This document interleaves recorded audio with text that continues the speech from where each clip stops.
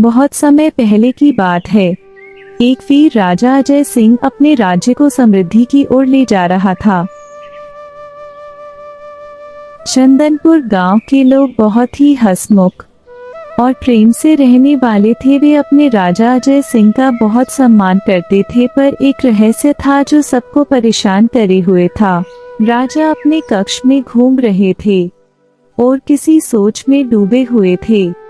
तभी वहां महामंत्री आते हैं और कहते हैं, महाराज, जंगल के पार एक अजीब गुफा है जिसकी आकृति एक विशाल चेहरे जैसी है।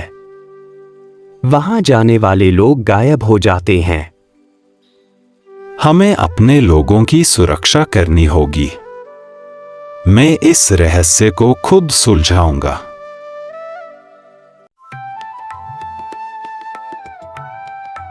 राजा अपने घोड़े पर सवार होकर गुफा तक पहुंचता है। वहां न कोई पेड़ न कोई पक्षी, सब कुछ एक अजीब सी खामोशी में डूबा है।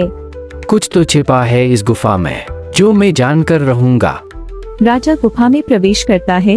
गुफा के अंदर अंधेरा है, लेकिन अंदर कुछ ऐसा महसूस होता है जैसे किसी ने चेतावनी लिख रखी हो। जो स्वार्थी होगा वो यहीं रहेगा, जो निस्वार्थ होगा वही बचेगा। अचानक एक तेज हवा चलती है और एक अदृश्य आत्मा प्रकट होती है। हे राजन, ये गुफा श्रापित है। पुराने समय में एक लालची राजा ने यहाँ खजाना छुपाया था और तब से यह स्थान श्रापित है।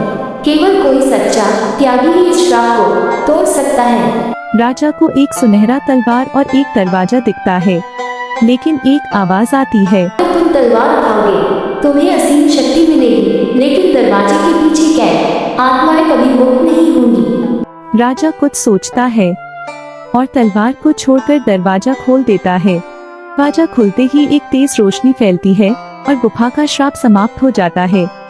आत्माएं मुक्त हो जाती हैं। नहीं, सेवा चुनी। अब ये गुफा एक पवित्र स्थान बन गई है। राजा अजय सिंह विजयी होकर लौटता है और अपने राज्य को सत्य, सेवा और न्याय का मार्ग दिखा